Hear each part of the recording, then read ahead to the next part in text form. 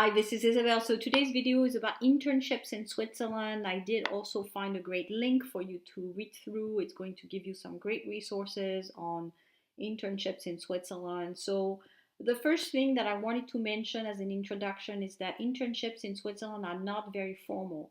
So you could have the experience that in other countries, relationships are linked to a school and there's a definite timing to it, and it's part of a program to graduate. This is how most countries run their internships program. It's very, very structured.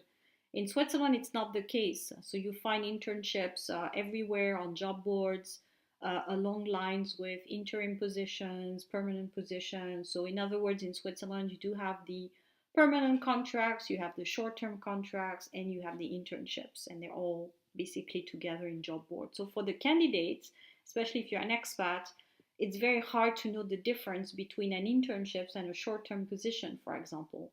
One difference could be that one is paid and the other one is non-paid. That's usually the main difference.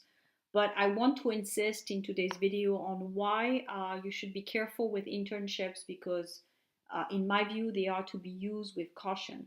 An internship remains, in my view, something that is there to help you formalize some skills, develop yourself. So, if you're a student, for example, and this is the first reason I want to push forward as a good reason to do an internship, is that you're a student or you're a recent graduate, you need some training. This is usually the case when you're out of school, you don't really know how to use tools or you need to develop yourself in a particular area. This is a great way to enter the job market, basically, is to start with an internship and get basically your hands dirty, to use the word, and just work and understand what it is that you need to do.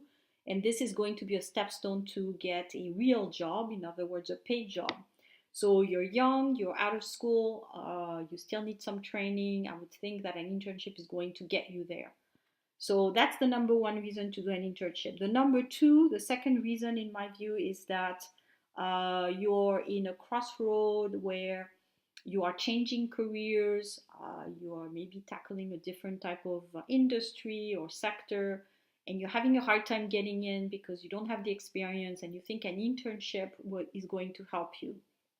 So let's say you're in your 30s or so, and you say, okay, I'm changing careers, I want to do an internship. I would say it's a great idea. It's going to help get your foot in the door, etc. Again, I would be very cautious. Again, past a certain age, in my view, if you're doing an internship, people will really look at you strangely. I think internships again sound more for students.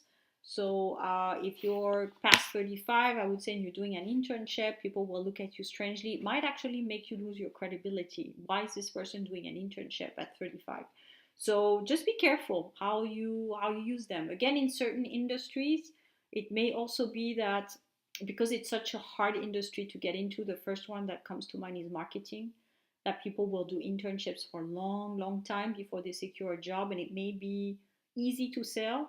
Now, if you're in an industry where you shouldn't have issues finding a job and you're doing a lot of internships, people will look at you strangely. Why is this person not getting a job? So be careful with internship again. And the number three reason is you shouldn't accumulate internships. So this is the reason why I would be cautious. So if you have one, two internships, maybe you're a young graduate, I would say it's okay. You have to get your foot in the door and get yourself known. It's perfect. However, again, if you've done rolling internships, which I see a lot of these days, where people do 4, 5, 6 internships, I would really question your job search techniques. Maybe you're not selling yourself at the right level. Maybe you're not selling yourself well altogether. So I'm going back to my whole discussion I had in the previous video about, how do you present yourself as a person? How do you come across in an interview? The credibility issue is usually coming from a personal confidence issue more than training and internships. So again, think about where you stand there. Are you fully confident in your skills to get a paid job, or are you just basically happy with the internships, believing that it's all that you're worth?